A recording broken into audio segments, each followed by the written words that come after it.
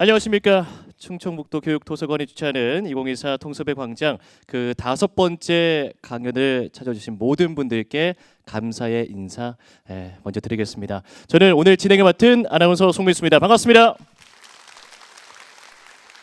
2024 통섭의 광장은 지식을 넘어 세상을 읽다를 슬로건으로 다양한 주제에 대해서 대한민국 최고의 석학들과 함께 생각을 넓히고 삶의 지혜를 통찰할 수 있는 최고의 강연 프로그램이다라고 생각해 주시면 되겠습니다.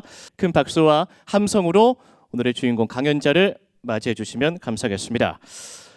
대한민국을 대표하는 미술사학자로 미술과 역사를 넘나들며 대중과 함께 호흡해온 한국예술종합학교 양정무 교수님을 큰 박수로 맞이해 주시면 감사하겠습니다. 감사합니다. 이렇게 환영을 해주시니까 정말 힘을 받는데요. 제가 사실 이번 주가 대학교에 계신 교직원 포함 교수님들은 굉장히 우울한 주입니다. 다음 주 개강이거든요. 뭐 학생을 만나는 설레임은 있지만 또 방학 동안에 원했던 것들을 다 못해서 약간 조금 위축되려고 하는 순간 이렇게 환영을 해주시니까 힘이 납니다. 제가 강연 오늘 주제로 가져온 이야기는 미술이란 무엇인가? 이거 아니고요. 미술을 담는 그릇, 박물관에 대한 이야기입니다. 제가 강의할 때 미술관, 박물관을 혼용하더라도 이해해 주십시오. 둘 다 거의 비슷한 곳이라고 생각해 주시고요. 미술관, 박물관이 어떤 곳인지를 한번 설명을 해드리도록 하겠습니다. 혹시 여기가 어디인지 다 아시나요? 잘 모르세요? 제가 요거 오늘 셋 다 맞추시는 분한테 책 선물로 줄 수 있는 하나의 기회를 드릴 수 있을까? 왜 한번 말씀하시죠. 자, 1차 통과. 세 군데 다 가셨나요? 그 2차까지 통과입니다. 청주 시민은 지금 미술을 즐길 수 있는 굉장히 좋은 인프라를 가지고 계십니다. 국립현대미술관 청주관뿐만 아니라 국립 청주박물관 플러스 시립미술관이 있습니다. 제가 시립미술관 개관전에 와서 전시를 굉장히 인상적으로 봤고요. 그때 도시와 관계된 전시였는데 저한테는 그때 와서 굉장히 그 위치도 굉장히 좋더라고요. 시립미술관도 그때 굉장히 인상적으로 봤고 작년에도 제가 공예 비엔날레로 내려와서 굉장히 좋은 시간을 여기서 또 보낸 적이 있습니다. 그리고 여기 굉장히 우수한 학예사들이 지금 국립현대미술관 청주관에서도 일하고 계셔갖고 자주 연락을 하고 있습니다. 자, 제가 오늘 이야기할 일은 이런 우리 주변에 있는 미술관, 박물관이 어떤 곳인지 그것을 알기 위해서는 이것이 어떤 역사적 배경을 갖고 있는지 그 얘기를 좀 해드리도록 하겠습니다. 어떠세요? 박물관, 미술관 물론 여기 오신 분들은 많이 가시고 자주 접하는 공간이라고 생각이 듭니다. 하지만 대부분 사람들은 문턱이 없는데도 문턱이 있다고 생각을 해요. 박물관에 가면 뭔가 좀 공부해야 되고 위축되는 느낌을 받기도 합니다. 그리고 아무래도 분위기가 조금 가라앉는 그런 느낌을 갖죠. 박물관, 미술관 조금 낯설고 우리한테 익숙한 공간이라고 말하기는 좀 어렵습니다. 아닌가요? 제가 너무 여기 오신 분들은 그렇게 생각 안 하실 수 있는데 너무 박물관에 대한 그 고정관념, 특히 박물관, 미술관 하면 옛것, 오래된 것들이 그냥 그 교육 목적으로 놓여 있는 그런 공간이다 이렇게 생각하실 수가 있는데요. 제가 오늘 박물관의 미술관에 대한 역사 이야기를 한번 풀어드리도록 하겠습니다. 처음부터 너무 단순한 너무 그 박물관 미술관에 대한 정의를 훅 들어오니까 어떠세요? 우리가 세계 올림픽 위원회 뭐라고 부르죠? IOC라고 하죠.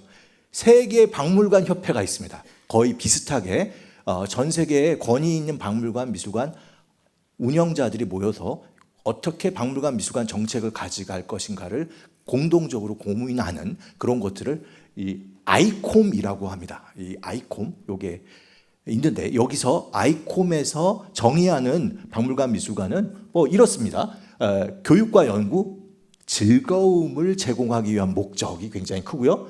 인간이 남긴 다양한 것들을 수집하는데 중요한 거는 대중에게 공개된 비영리적이고 항구적인 기관이라고 이제 정의를 내리고 있습니다. 그럴 수 있죠. 예. 저 오늘 좀 강조하고 싶은 거는 박물관, 미술관뿐만 아니라 다양한 곳에서 미술을 접할 수 있는데요. 아무래도 박물관, 미술관은 비영리적입니다. 굉장히 교육에 초점이 맞춰져 있죠. 바로 이런 부분들이 이제 우리가 박물관, 미술관을 이해하는 데 굉장히 중요한데요. 이제부터 저희가 이제 박물관, 미술관을 이해하기 위해서 여행을 떠나도록 하겠습니다. 저와 함께 편하게 이 공개홀에서 이제 일종의 제가 가이드를 하는 미술관 투어로 가도록 하겠는데요. 일단 공항 가는 느낌. 예. 비행기는 에어프랑스입니다. 어디로 갈까요? 프랑스입니다. 프랑스. 지난 한 달 우리를 굉장히 우리의 이목을 끌었던 파리로 가려고 합니다. 파리에 지금 야경을 보시고 있는데요. 아마 우리한테는 벌써 이렇게 굉장히 친숙한 곳이 되었고요. 이미 파리 하면 우리 눈길을 끄는 에펠탑, 그리고 파리를 이렇게 수놓는 저 야경 모습, 큰 길 블라바드가 이어지고 있는 저 모습. 우리가 몇 시에 도착한 거예요? 밤에 도착해서 하룻밤 쉬고 다음날 일어났습니다. 파리의 모습. 저와 함께 파리의 중심에 자리하고 있는 루브르 박물관으로 가실 텐데요.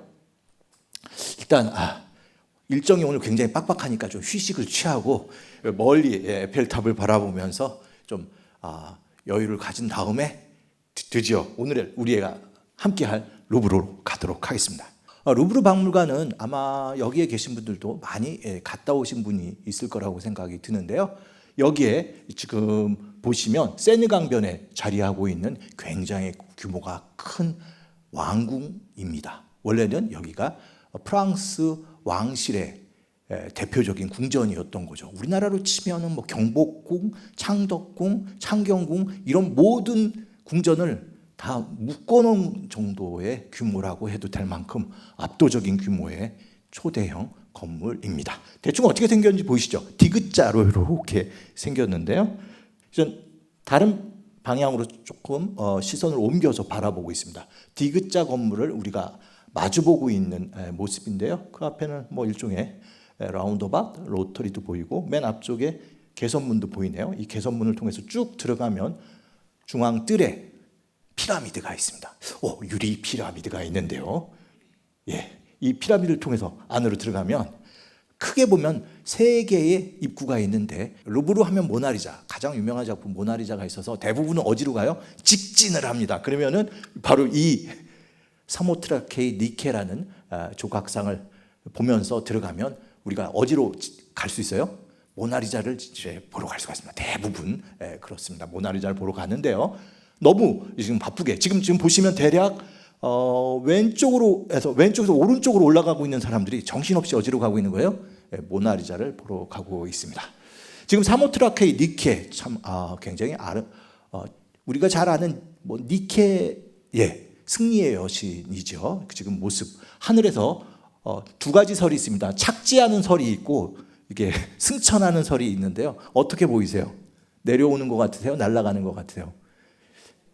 약간 힘차게 날아오른다라고 보는 모습 설도 있는데요. 중요한 거는 바람이 굉장히 불어오르는데 날개짓을 하면서 이렇게 솟아오르는 그렇게 보는 것도 좋을 것 같습니다. 저런 조각을 그냥 그리스 조각에서 헬레니즘 조각이라고 하는데요. 저 조각이 우리를 반기는 드논관이라는 그 섹션으로 들어가겠습니다. 그런데 저는 그 루브르에 가서 모나리자를 보는 거 괜찮습니다. 언제든지 보러 가야죠. 하지만 가기 전에 조금만 관심이 있으면 이 아폴론 갤러리를 들리실 수가 있습니다. 그래서 잠깐 여기에 들리시는 건 어떨까요? 지금 제가 밑에 마킹을 해놨는데요. 저쪽으로 이렇게 들어갈 때 잠깐 조금만 관심을 돌리면 이 아폴론 갤러리에 들어갈 수가 있습니다. 바로 요 입구에 우리가 섰다고 한번 상상하시면 좋을 것 같은데요. 이 입구 위에 글씨가 있는데 그렇게 어려운 건 아닙니다. 쭉쭉 읽어보면 루브르 박물관이라고 써 있고요. 그 밑에 몇 년에 문을 연다라고 되어 있습니다. 몇 년 보이세요? 1792년입니다. 우리가 혁명을 얘기할 때 대자를 잘 붙이지는 않습니다. 하지만 누구와 봐도 이 혁명은 대혁명이라고 하는 혁명이죠. 프랑스 대혁명. 몇 년에 벌어지죠? 예, 1789년입니다. 프랑스 역사는, 근대 역사는 1789년에 이제 시작을 하고 그 이전과 이후로 극명하게 나누게 되고요. 프랑스 역사뿐만 아니라 인류의 역사도 그렇게 크게 변모하게 되죠. 바로 1789년 프랑스 혁명이 벌어지게 되는데요. 이게 100년이 지나면 몇 년이죠? 숫자 얘기가 나오면 좀 어렵나요? 1889년이죠. 에펠탑이 그때 만들어집니다. 프랑스 혁명 100주년으로요. 그럼 200주년 때 뭘 했느냐? 조금 이따 공개를 하도록 하겠습니다. 아폴론 갤러리 위에 써 있는 그 내용이 뭐냐면은 원래 여기가 뭐였던 거죠? 예, 프랑스 왕실의 가장 중요한 심장 같은 궁전이었습니다. 그런데 프랑스 혁명 이후 3년 만에 이걸 뭐로 바꾼 거예요? 기능을? 박물관으로 바꾼 겁니다. 예, 별로 감동이 없군요. 원래 뭐였던 데예요? 예, 왕궁이었던 데가 박물관이 되었던 겁니다. 여러분, 지금 우리는 왕궁에 입장료만 내면 들어가고 어떨 때는 한복을 입으면 무료 입장도 되니까 그냥 들어가기도 하는데 저는 가끔 그런 생각을 해요. 뭐 경복궁 들어가고 그럴 때 내가 100년 전에 태어났으면 맨날 들어갈 수 있었을까? 아마 특정인 매우 소수의 사람만이 왕궁에 들어갈 수 있었을 겁니다. 루브르도 프랑스 혁명 이전에는 누구만 갈 수 있는 거예요? 왕실과 관계된 사람이라든지 특별한 허가를 받지 않고는 이곳에 가지 못했을 거예요. 그런데 프랑스 혁명을 일으킨 혁명 정부가 이걸 뭐로 만들었어요? 박물관입니다. 박물관의 역사를 얘기할 때 우리가 먼저다 하는데 대단히 많습니다. 그렇죠. 기본적으로 박물관은 미술품이나 여러 역사적 유물이 전시된 곳이기 때문에 그런 역사를 추적하면 다양하게 그런 사례를 찾을 수가 있습니다.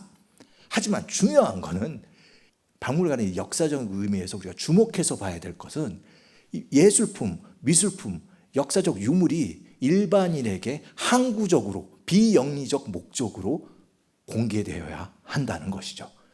중요한 것은 어떤 거예요? 공익으로 이 미술품이 전시되어야 하는 곳이 박물관인데 그 의미를 굉장히 정확하게 짚어낸 곳이 바로 여기라고 하는 거죠. 여기가 이제 프랑스 혁명 정부가 세상이 바뀌었다는 것들을 세상에 선포하기 위해서 박물관 미술관으로 루브르를 개조하기 시작한 겁니다. 평소에는 가보지도 못했던 구중심처라고 하는 궁궐을 누가 가기 시작하는 거예요?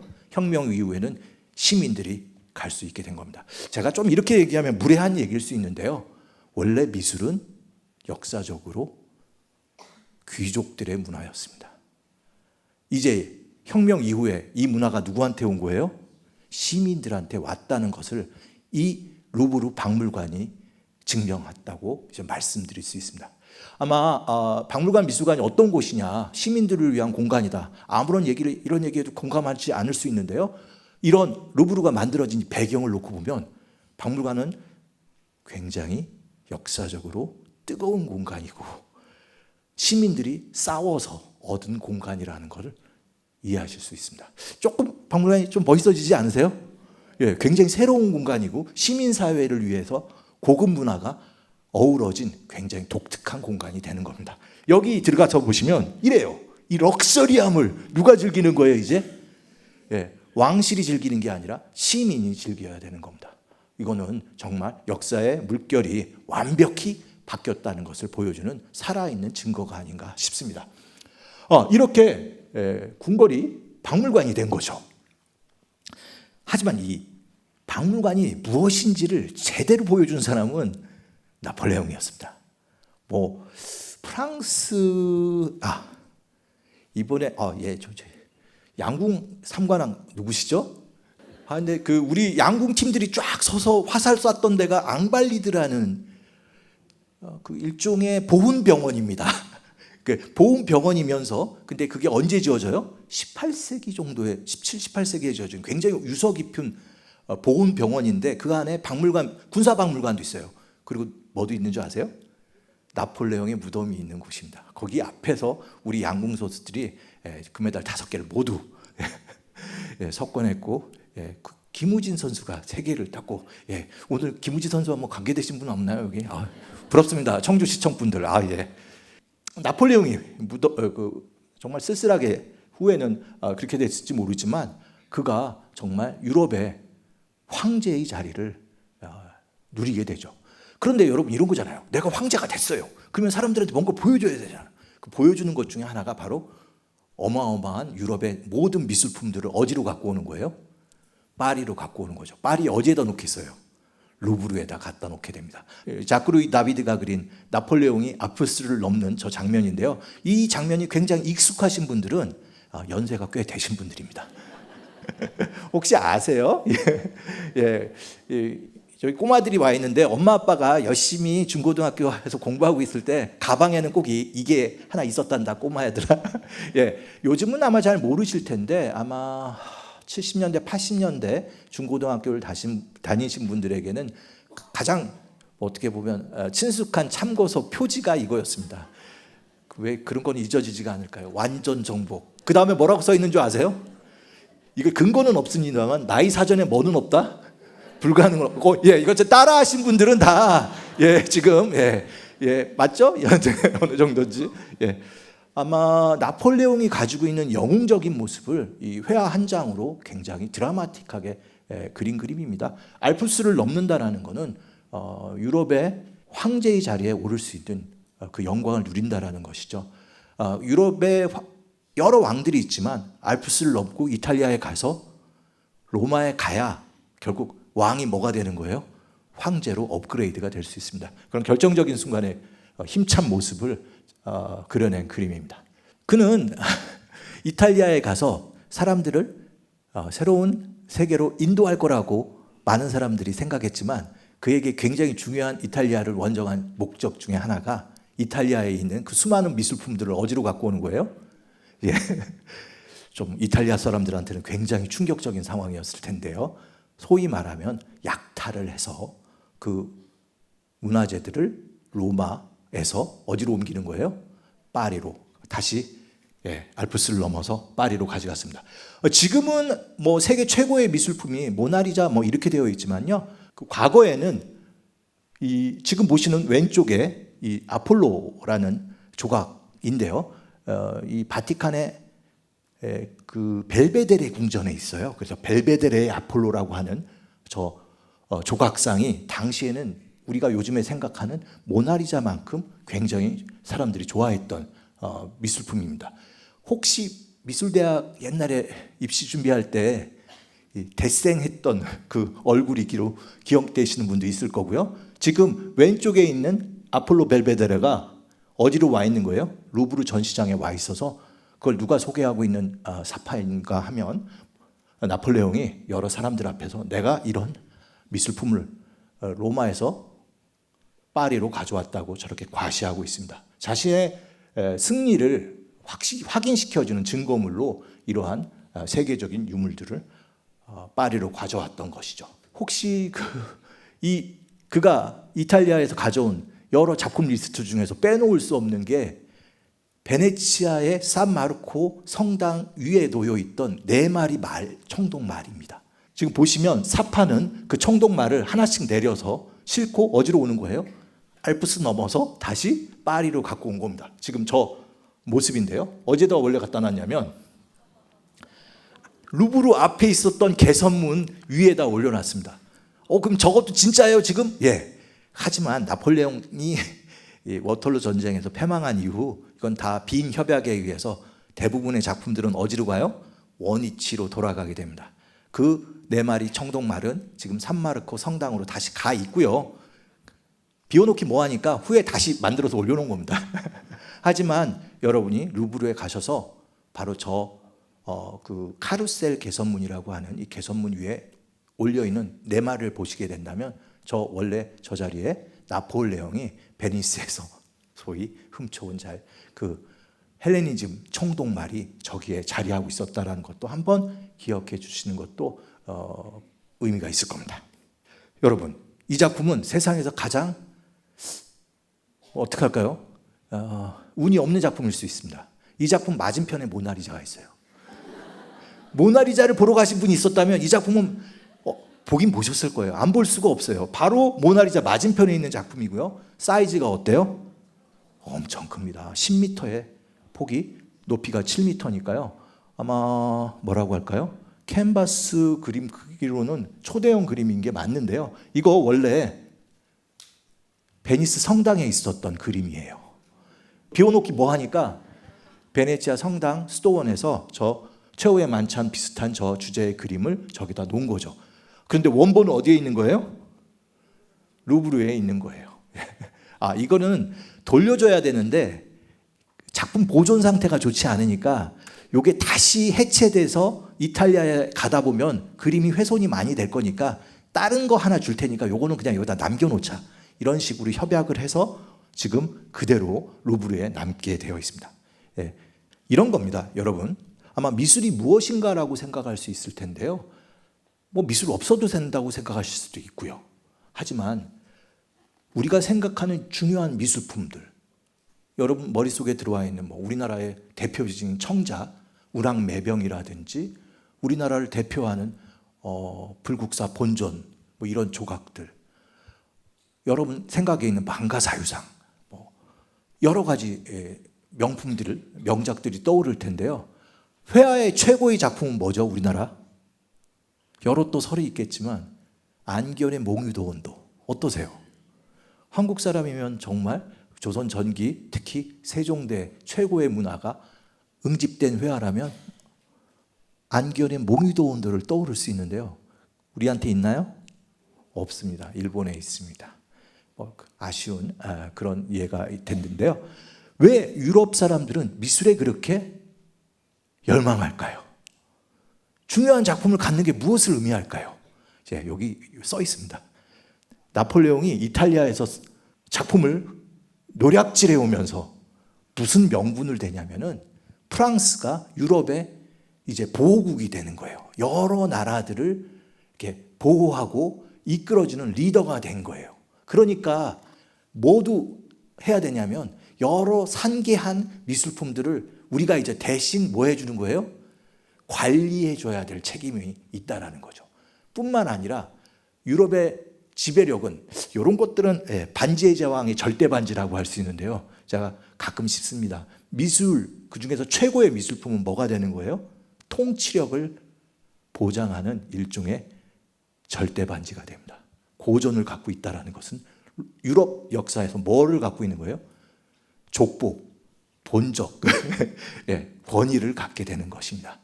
이런 이유 때문에 자신의 승리를 보여주는 하나의 증표이자 유럽에서 소위 리더 역할을 하려면 뭐가 있어야 되는 거예요?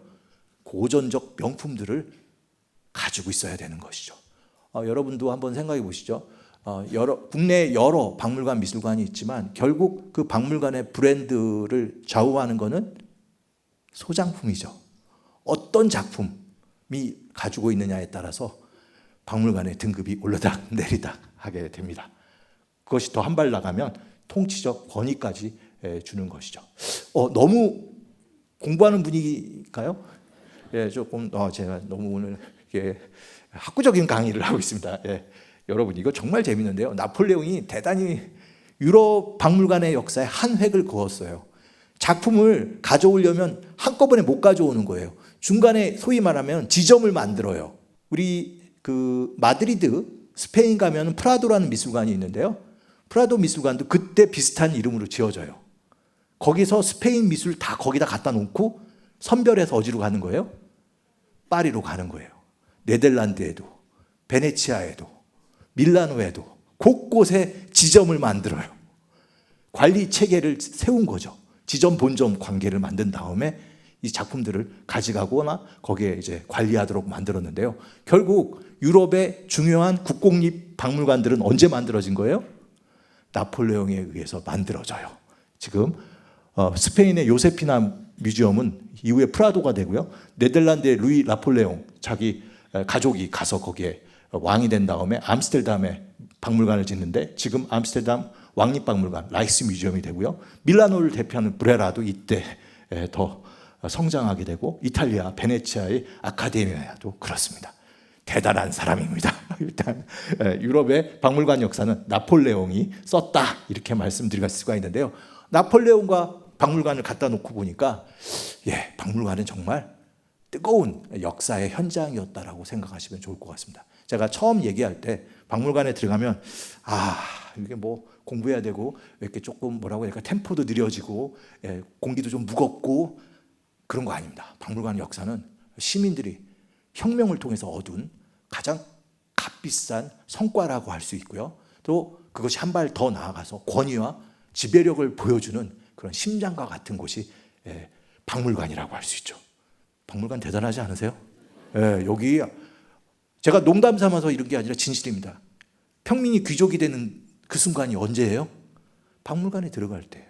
그 순간만큼은 우리가 오페라 같은 고급 문화를 지키는 엘리트 시민사회를 꿈꿀 수가 있고요. 박물관에 들어가서 우리는 과거 귀족들이 누리던 문화들을 우리 대중들이 함께 누릴 수 있는 그런 혁신적인 공간으로 생각하셔도 좋을 것 같습니다. 당시 루브르에서 보여드리는 전시 장면 뭐 이런 것들입니다. 정말 멋진 옷을 입고 가야 저렇게 작품을 감상하는 저런 모습들. 지금 현대에 와서는 좀 더 밝고 명랑한 분위기로 바뀐 건 사실이고요. 그런데 박물관의 역사가 이렇게 뜨겁지만은 않고요. 약간 또 냉정하고 뭐라고 할까요? 박물관 역사를 얘기할 때 프랑스 버전으로 가면 굉장히 혁명과 뜨거운 열기가 느껴지는데요. 바다 건너 영국으로 가게 되면 조금 차분한 체계적인 발전 과정을 또 느낄 수도 있습니다. 영국 런던에 굉장히 중요한 박물관 브리티시 뮤지엄이 있죠. 옛날에는 뭐 대영 박물관이라고 번역을 했는데 요즘에는 대영이 너무 제국주의적인 분위기를 낸다고 해서 그냥 브리티시 뮤지엄을 있는 그대로 번역해서 영국 박물관 이렇게 번역을 하기도 합니다. 이 영국 박물관은 시기는 루브르보다 더 먼저 한 세대 먼저 세워지게 됩니다. 1753년에 세워지고요. 몽테그 하우스라는 곳에 있었다가 이후에 복권 기금을 이용해서 지금과 같은 대규모 박물관으로 1850년경에 다시 재건되죠. 왼쪽 옛날 거, 오른쪽 뭐 이후에 다시 지어진 박물관입니다. 이 브리티시 뮤지엄 가신 기억이 있으면 1층에 있는 그 어마어마한 고대 조각들을 감상하시면서 굉장히 경탄을 하셨을 것 같은데요. 지금 이 작품은 브리티시 뮤지엄 콜렉션 중에서도 최고의 작품으로 얘기하는 아테네에 있는 파르테논 신전에서 뜯어온 엘진 백작의 대리석에서 엘긴 마블이라는 작품을 지금 사람들이 보고 있습니다. 참고로 지금 보시고 있는 이 조각상이 이 브리티시 뮤지엄을 만들게 된 계기를 만든 그 의사입니다. 한스 슬로운이라는 분인데요. 이분이 거의 100살 사시는데 의사였는데 굉장히 다양한 세상에 재미있는 것들, 소위 박물, 다양한 것들을 다 모아 놓았고요. 그것들을 죽은 다음에 정부에게 넘기게 됩니다. 그가 모아놓은 수만 점, 한 5만 점 되는 다양한 동식물 표본부터 뭐 미술품도 약간 있고 동전도 있고 세상에 진귀한 다양한 것들을 그가 평생에 걸쳐 모았는데 그가 죽으면서 이걸 국가에게 이제 기증하게 되는 것이죠. 그래서 그가 죽은 1753년에 그 작품을 받아서 브리티시 뮤지엄이 생기게 됩니다. 프랑스보다 한 발 먼저 공공박물관을 만들게 되는데요. 지금 그가 작품이 전시된 그 공간을 들어가게 보면은 우리는 요즘에 박물관, 미술관 하면 미술품들이 중심이 될 것 같은데 여기에 뭐가 보여요? 뭐 기린이라든지 코끼리, 자연사 박물관 같은 이런 느낌입니다. 원래는 지금과 같은 순수 예술 아니면 역사 박물관 형태하고는 초기 박물관 형태는 조금 많이 달랐던 것 같아요. 그런데 지금 브리티시 뮤지엄 가보게 되면 뭐 다양한 미술품들이 많게 되는데요. 이거는 어떻게 된 거냐? 이후에 영국의 상류층들이 수집했던 작품을 계속 기증합니다. 지금 나폴리 대사였던 윌리엄 해밀턴이라는 사람이 자기 친구네 집에 가서 아마 그때 왼쪽에서 보이는 저 연주하는 두 사람은 모차르트와 그의 아버지로 추정되는데요. 나폴리에 가서 여러 외교 활동을 하는 대사 역할을 윌리엄 해밀턴이 했고 그 동료들 영국 사람 집을 지금 보시고 계시는데요. 그 집 배경에 뭐가 보여요? 여러 도자기들이 보이죠. 저게 이제 소위 남부 이탈리아에서 특히 폼페이 같은 곳에서 발견된 다양한 도자기들을 이 사람들이 수집했고요. 이 사람들이 본국으로 돌아오면서 이 작품들을 가지고 있다가 어디다 내놓는 거예요? 브리티시 뮤지엄에다가 이제 주는 거였습니다. 특히 영국 귀족들은 좀 고상한 문화를 또 즐기기도 했는데요. 그냥 혹시 그런 거 없으세요? 목요일마다 만나서 술 한잔 하자 뭐 이런 거. 요게 이제 소위 영국 귀족 자제들이 자기들끼리 일종의 클럽을 만들어서 협회를 만들어서 사교 활동을 했는데요. 과거 문화를 즐기는 딜레탕트, 과거 문화를 즐기고 문화를 애호하는 그런 모임을 만들었는데 지금 회원들 다 손에 뭐가 들어가 있어요? 와인잔이 들려 있는데 이 사람들이 원래는 이렇게 술을 좋아하시는 분들이 모였는데 자기들끼리 술만 먹기 좀 미안하니까 문화 예술을 후원하자 뭐 이렇게 해갖고 지금 보시면 맨 밑에 그룹 초상화지만 미술책 같은 걸 보면서 이렇게 토론하고 있는 모습들을 보여줍니다. 이분들은 귀족 자제, 성공한 집안 자제예요. 뭐가 많아요? 돈이 많아요. 그래서 자기가 직접 연구를 못하면 어떻게 하죠? 공부할 사람들한테 지원을 해요. 그래서 고대 문화를 연구하고 지원하는 그런 역할을 했던 거죠. 이 중에서 이런 사람도 있어요. 술을 너무 좋아해서 정말 옛날 우리나라로 치면 고급 도자기에다가 술을 놓고 이렇게 마시는 즐거운 모습을 보여주는데요. 이 사람의 평생 좌우 모토가 세리아 루도, 저런 거 한번 메모해 놓으셔도 좋은데 라틴어로 무슨 뜻이냐면은 어려운 일도 즐겁게 뭐 이런 겁니다. 중요한 건 이런 사람들이 엄청난 돈을 들여서 과거를 연구하고 지원하고 수집하는 거죠. 이들이 지금 괴테도 그런 경우가 있는데 이탈리아를 여행을 하면서 꽤 오랜 동안 고대 문화를 연구하는 그런 시간을 보내요. 이런 걸 뭐라고 얘기하냐면 그랜드 투어. 한 번 하는 투어가 아니라 그랜드 투어. 짧게 하는 투어가 아니라 그랜드 투어. 이게 길고 오랜 시간 동안 아무 데나 가는 게 아니라 로마 같은 데 가서 그 고급 고대 문화를 배우고 오는 것이죠. 이런 그랜드 투어의 시대가 18세기를 중심으로 유럽 상류층 사이에 유행을 하게 되는데요. 지금 보시면 로마에 온 사람들이 그냥 가면 안 되잖아요. 그래서 이 사람들에게 일종의 기념품 파는 그 당시 기념품 샵이에요. 보시게 되면 이 사람들이 로마를 그린 그림이라든지 여러 조각품들을 구매해서 돌아오죠. 대부분 가짜입니다. 하지만 그게 뭐도 있어요? 진짜도 있는 거죠. 돌아와서 이렇게 꾸며요. 자기 집을. 고대 조각들을 가지고 자기 집을 저렇게 꾸미고요. 이렇게 꾸미고요. 이런 작품들이 다 어디로 갈까요? 좋은 것들은 다 브리티시 뮤지엄에 기증이 돼서 지금과 같은 엄청난 컬렉션을 가진 미술관으로 성장하게 되죠.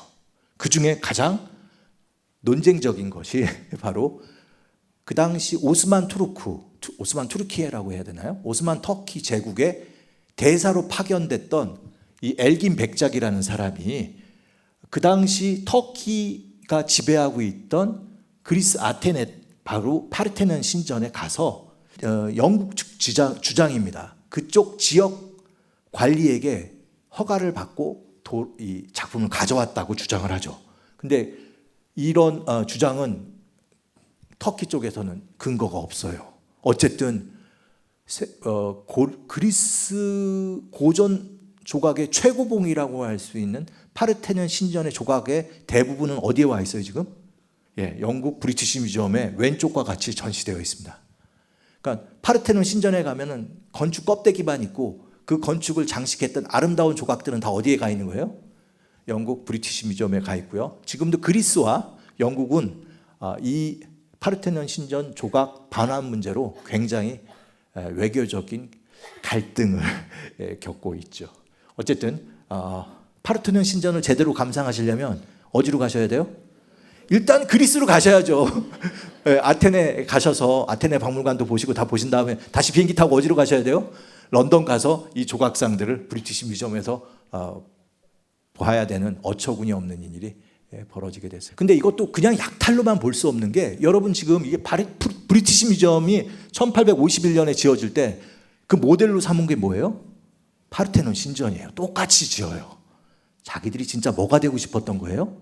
새로운 아테네, 새로운 그리스가 되고 싶었던 거예요. 유명한 그 셜리라는 사람이 쓴 유명한 그 그리스와 관계된 한 명언이 있죠. 우리는 모두 그리스인이다. 우리가 가진 모든 문화는 그리스에서 왔고 그래서 우리는 그리스인이다라는 얘기를 이 당시에 합니다. 영국과 그리스가 무슨 관계가 있어요? 하지만 그리스이어야 하는 거죠. 왜냐하면 그것이 정통이니까. 그 정통을 어디다 구현하고 있는 거예요? 박물관의 얼굴에다가 구현하고 있습니다. 박물관의 건축이 저런 의미를 또 지니게 되죠. 실제로 그 삼각형 같은 지붕 틀이 보이세요? 정말 오늘 너무 미술사 얘기를 많이 하는 것 같은데 거기에 있던 조각들이 다 어디로 와 있는 거예요? 왼쪽에? 예, 영국에 와 있는 겁니다. 브리티시 뮤지엄. 요 안에 있는 거고요. 그 위치에 비슷하게 이렇게 들어가 있는 거예요. 예, 저런 조각들은 좀 없어졌지만 이게 지금 영국에 와 있고요. 누워 있고 이렇게 다 합니다. 이렇게. 여기가 영국 브리티시 뮤지엄 보고 나서 그 다음에 가셔야 될 곳이에요. 어디예요? 내셔널 갤러리, 국립미술관이라고 번역할 수가 있습니다. 런던 큰 광장이 하나 있는데요. 트라팔가 광장 바로 그 위쪽에 저렇게 웅장하게 내셔널 갤러리, 국립미술관이 자리하고 있습니다. 그런데요, 시작은 원래 굉장히 작은 3층 집, 여기서 멀지 않은 개인 주택, 앵거스틴이라는 은행가 소유의 집에서 시작을 해요. 시작은 굉장히 미미했죠. 그가 가지고 있던 작품이 국가에게 기증되면서 1824년에 내셔널 갤러리가 만들어져요. 그 만들어질 때 얘기가 굉장히 좀 흥미로운데요. 영국과 프랑스가 싸우죠. 나폴레옹을 제압할 때 가장 힘을 쓴 나라가 영국입니다. 하지만 나폴레옹한테 굉장히 탄압을 많이 받았다가 결국 나폴레옹을 무찌른 거죠. 승리했어요. 영국 사람들이 나폴레옹을 무찌르고 드디어 많이 그 승리에 막하면서 어디로 간 거예요? 파리에 간 거예요. 파리에 갔더니 루브르에 가니까 거기에 뭐가 있는 거예요? 어마어마한 미술품이 있는 거예요. 다시 런던에 들어오니까 그런 게 있어요, 없어요? 우리는 없는 거예요. 이게 우리가 이긴 거 맞아? 예, 자기들도 루브르에 뒤지지 않는 미술품을 중심으로 한 미술관을 가지고 싶었습니다. 그래서 이런 중요한 컬렉션이 생기자 이걸 사서 이름을 뭐라고 붙인 거예요? 내셔널 갤러리라고 붙였죠. 이 얘기는 좀 더 길게 해야 되는데요. 왜 로얄이 아닐까요? 영국에서는 좋은 게 다 로얄이에요. 로얄 칼리지, 로얄 뭐 아미, 로얄 뭐 빵집, 로얄 자동차, 뭐든지 로얄이 들어가야 좋은 건데 이 갤러리 앞에다 뭐라고 붙인 거예요? 내셔널을 붙였습니다. 여러분, 이게 우리나라 중요한 박물관, 청주에도 있죠. 내셔널 청주 뮤지엄이 있습니다. 그럴 때 물어보죠, 제가. 왜 여기서 국립입니까? 이건 운영 주체, 재정 주체를 의미하는 겁니다. 이렇게 얘기하죠. 그런데 역사를 놓고 보면 왜 내셔널일까요? 이게 미술이 이제 누구의 것이에요? 국민의 것이라는 겁니다. 예, 그 당시 영국 정부는 싸워요. 내셔널이라는 개념은 미술에 어울리지도 않고 게다가 이거는 혁명의 느낌이 나는 거예요. 미술이 뭐가 되는 거예요? 미술은 내셔널이 아니에요. 미술은 뭐여야 해요? 로얄이어야 해요. 하지만 치열하게 논의를 했고 당시 영국 정부가 진보 쪽이 그 정권을 잡고 있어서 결국 로얄이 아니라 뭐가 된 거예요? 내셔널 갤러리가 됐습니다. 짓고 나니까 일단은 생기긴 생겼는데 규모가 어때요? 루브르에 비하면 한참 밀리죠. 그래서 한 또 십몇 년 있다가 이렇게 지었습니다. 어디에다가요? 트라팔가 광장이요. 비슷한 시기에 이 광장 이름 갖고도 싸워요. 로얄 광장으로 하자, 왕 이름으로 하자, 뭐 다양하게 싸우다가 뭐로 가는 거예요? 그러니까 영국이 프랑스를 제압한 아주 우리나라로 치면 뭐죠? 우리 한산도 대첩 같은 그 굉장히 중요한 전투가 트라팔가 해안에서 스페인 남쪽 트라팔가 해안에서 넬슨 제독이 이끄는 영국 함대가 프랑스 함대를 제압합니다. 우리나라로 치면 한산도 대첩 광장 위에다가 지은 거죠. 우리의 저는 정말 프랑스 사람들한테는 좀 뜨악한 곳이기도 합니다. 지금 보시면 일자로 고전주의 건축으로 이렇게 지금 내셔널 갤러리가 자리하고 있습니다. 신관이죠. 원래는 여기를 다 채울 미술품도 없었어요. 일단 크게 짓자. 왜냐하면 밀리면 안 되니까. 그래서 이후에 일단 크게 짓고 점차 넓혀가는 그런 정책을 쓰게 됩니다. 저 미술관 역사가 굉장히 뜨겁다는 생각 안 드세요? 제가 지금 강의 잘하고 있는 거 맞죠?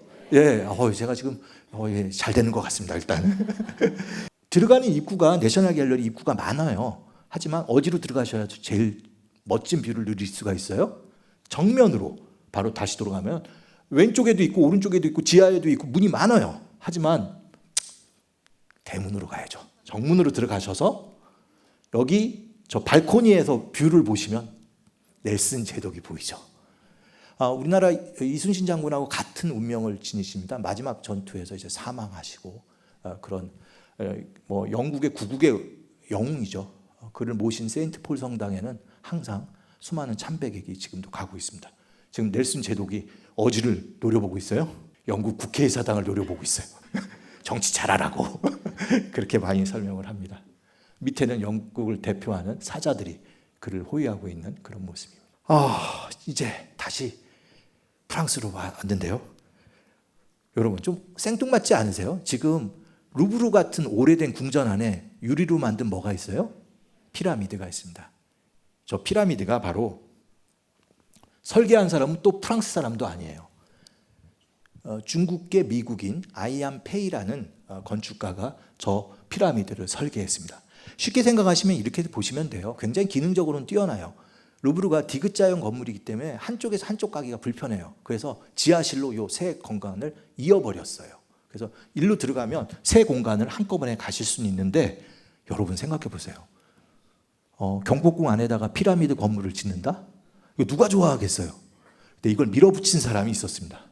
바로 이게 들어가면 이렇게 멋있어요. 하지만 위에는 바로크 로마 막 고전 건물이 있는데 밑에 저런 유리로 건물이 있으니까 약간 이질감이 있다라고 생각하실 수도 있는데요. 이걸 밀어붙인 사람이 당시 대통령 미테랑이었습니다. 그는 프랑스를 더 위대하게, 루브르도 위대하게 이런 슬로건을 제시하면서 밀어붙였고요. 프랑스 혁명 200주년 기념물로 만듭니다. 100주년 기념물이 뭐예요, 여러분? 에펠탑. 200주년 기념물이 바로 피라미드. 루브르 피라미드인데요. 피라미드가 지어질 때 영국도 새로운 혁신을 고민하게 됩니다. 이 19세기 건물 옆에 새로운 건물을 하나 짓게 되는데요. 지금 가서 보시면 신관으로 되어 있고 요즘엔 이게 메인 게이트로서 쓰이기도 하는 세인즈베리 윙입니다. 영국에서 세인즈베리 하면은 가장 보편적인 마트. 그 마트 소유자가 돈을 내서 세인즈베리 윙을 만들었는데요. 중요한 건 원래 이렇게 좀 밍숭맹숭한 건물이 아니었습니다. 왼쪽과 같은 건물이었어요. 굉장히 혁신적이고요. 피라미드 이상 파격적인 기둥을 세우고 유리로 만들고 다양한 그 구조를 넣어서 트라팔과 광장 안에 변화를 주는 신관을 만들려고 했어요. 그런데 이게 통과가 됐을까요? 안 됐을까요? 예, 영국 하면 약간 보수적 미감인데요. 특히 지금 왕이신 찰스 당시의 왕세자가 이걸 뭐라고 불렀냐면 이 안을 보고 괴물 같은 종기, 몬스트로스 카벙클이라는 표현을 썼는데 이때부터 영국에서 이상한 건물 하면 뭐라고 불러요? 몬스트로스 카벙클, 괴물 같은 종기라고 부르게 됩니다. 어쨌든 이게 들어갔으면 굉장히 멋지고 근사한 혁신적인 건물이 들어갔을 텐데 이것을 짓자.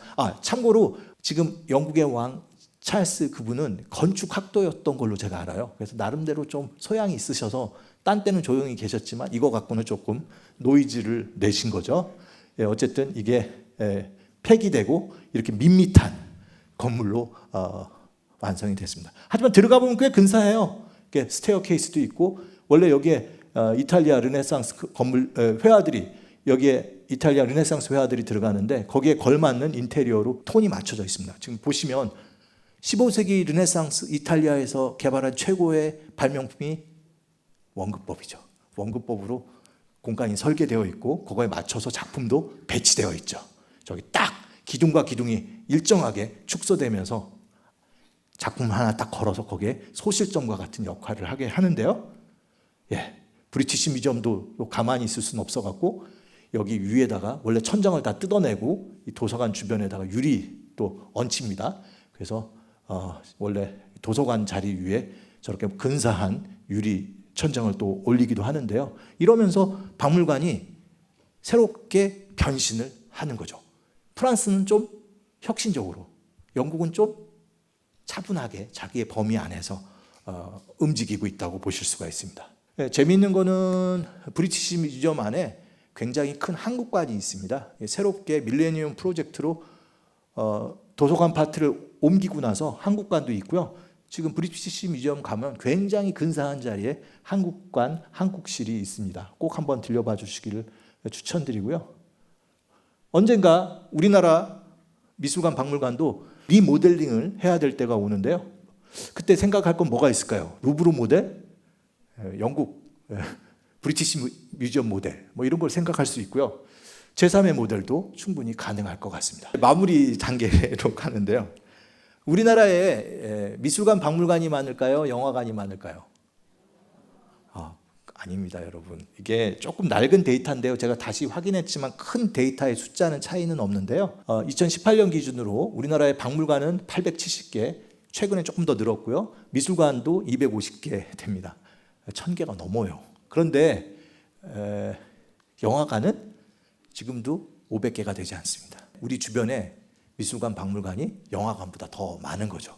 자, 그리고 이 질문을 던지면 어떨까요?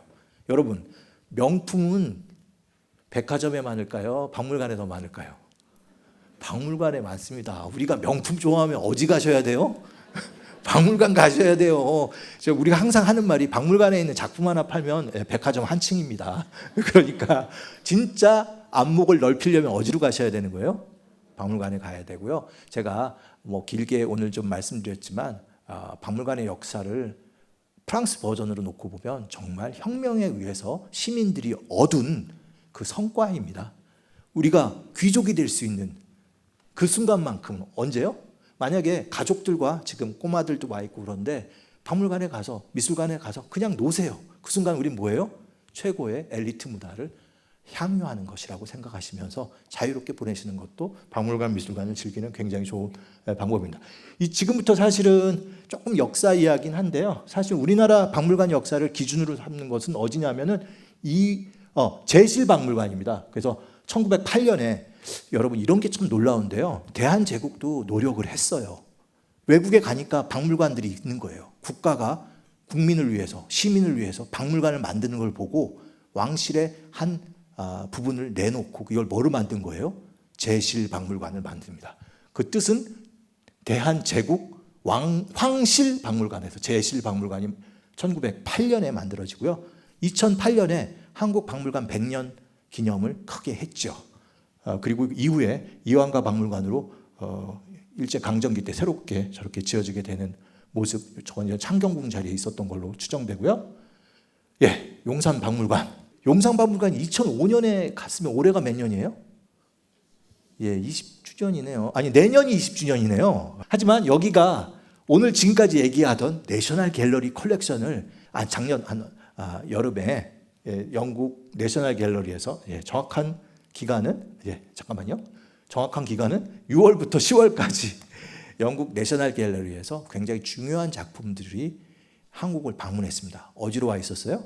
용산에 왔고요. 제가 그때 포스터 카라바조의 손가락에 도마뱀을 물린 저 소년 그 포스터를 같이 사용한 그 당시 작품 해설서를 냈죠.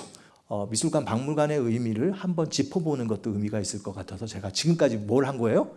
박물관, 미술관 이야기를 했습니다. 이후에는 이번에 왔던 작품들 얘기들이 조금 있는데요. 혹시 대담을 하다가 텐션이 떨어지면 금방 마이크를 잡고 다시 미술 이야기로 넘어가도록 하겠습니다. 지금까지 제가 미술관, 박물관 이야기들을 조금 해드렸고요. 이제 우리가 박물관, 미술관이 어떤 곳인지를 조금 인문학적으로 이해를 하시는, 점검하는 그런 시간이었다고 생각을 하고요. 앞으로 박물관, 미술관을 좀 더 즐겁게 가깝게 이용해 달라는 그런 부탁의 말씀과 함께 마이크를 이제 2부 순서로 넘기도록 하겠습니다. 여기까지 제 강의였습니다. 감사합니다. 다시 한번 또 귀한 강연을 해주신 우리 양정무 교수께 큰 박수 부탁드리겠습니다. 자, 지금부터 좀 이야기를 나눠볼 텐데요. 저희가 준비된 이런 질문도 있고 이렇게 하다가 여러분께서 궁금하거나 또 물어볼 게 있다면 손 들고 이렇게 말씀해 주시면 제가 도와드리겠습니다. 제가 방금 말씀드린 난처한 미술 이야기 이 시리즈에 대해서 먼저 이야기를 해볼까 합니다, 교수님. 이게 많은 분들이 어떤 계기로 이 시리즈 책을 집필하게 됐는지를 많이 궁금해 하시더라고요. 네, 그 이야기부터 한번 시작해 볼까요? 이제 제가 전공은 이제 미술사를 전공을 했는데요. 네. 크게 보면은 이제 역사학도로 보시면 좋겠습니다. 저는 조금 어떠실지 모르겠는데요. 학부 때부터 지금까지 전공이 같습니다. 안 좋은 건가요? 통섭을 못했어요. 계속 미술사만 공부했는데요. 네. 혹시 주변에 역사를 공부하시는 분이 계시거나 아마 역사학도가 여기에 와 계실 수도 있는데요. 역사학자들에게 꿈이 하나 있습니다. 꿈이요? 예, 그게 뭐냐면 통사를 쓰는 겁니다. 그게 원시 고대에서부터 현대사까지 한 연구자가 자기의 관점으로 꿰뚫는 여러 사람이 써도 되는 거지만 내가 썼을 때 나의 목소리가 담긴 역사에 대한 나의 해석을 학자로서 쓴다. 이거 굉장히 설레이는 것 같지 않으세요? 멋있어요. 제가 약간 겉멋이 들어서요. 그런 뜻은 아니었고요. 아니 네. 대학교 때부터 통사를 쓰고 싶었습니다. 네. 미술사로 통사를 한번 써보는 건 어떨까 이런 생각을 하고 있었고요. 네. 그래서 준비를 나름대로는 조금 했습니다. 말하자면은 아까 지금 브리티시 뮤지엄, 내셔널 갤러리 그리고 영국의 현대 미술관을 대표하는 테이트 모던. 제가 영국에서 유학 생활을 했는데요. 네. 뭐 학부 때도 한국에서 공부할 때 박물관 미술관을 좀 자주 갔지만 영국에서는 누가 불러주는 사람도 없고 아무것도 없고 뭐 혼자 있으니까 시간도 많고 거의 박물관 미술관에서 시간을 보냈습니다. 뭐 다행이죠. 제가 공부하고 있던 런던 대학교 유니버시티 칼리지 런던이 브리티시 뮤지엄하고 직선거리 100m였어요. 그래서 갈 때도 들렸다 가고요. 올 때도 들렸다 다시 들려서 집에 갔습니다. 결국 제 전공은 베네치아 르네상스지만 그리스 조각이라든지 이집트 미술 이런 것들을 조금 눈여겨봤고 관계된 행사가 있으면 이렇게 오는 거예요. 이렇게 아무개 교수 이집트 조각 특강 하면 앞줄에 앉아서 배는 거죠. 이렇게 대부분 무료 강의여서 굉장히 좋았던 것 같습니다. 그래서 그런 준비 과정이 좀 있었고 이게 이제 출판사의 요청과 함께 잘 이렇게 어우러져서 조금 이게 좀 이런 얘기도 어떨지 모르지만요.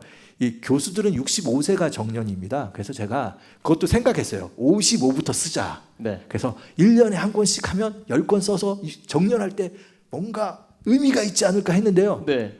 그렇게 했으면 큰일 날 뻔했습니다. 생각보다 제가 지금 거의 그렇게 지금 이게 나이가 이게 올라가고 있는데 이거 글 쓰는 게 너무 힘들어서요. 체력적으로 출판사와 관계돼 갖고 제가 조금 일찍 시작한 거는 다행인데요. 목표는 제가 2016년에 1권을 냈는데요. 이 충북 교육도서관에서 저한테 이 토크 콘서트 얘기했을 때 네. 제가 8권이 나올 줄 알았어요. 그래서 여기에 딱 특별판. 그래서 몇 네. 권이라도 갖고 와서 오늘 막 이렇게 드렸으면 좋았을 텐데 네. 아시죠? 책이란 게 원래 잘 안 되는 거. 지금 바로크 미술 17세기 우리가 잘 아는 화가들 뭐 루벤스라든지 렘브란트, 벨라스케스의 삶들을 역사와 함께 최대한 잘 엮어서 쓰려고 했는데요. 지금 마지막 지금 이렇게 고치고 있습니다. 그래서 정말 이 처음 섭외 받을 때 뭐 8월 이때면 충분히 나오겠지. 네.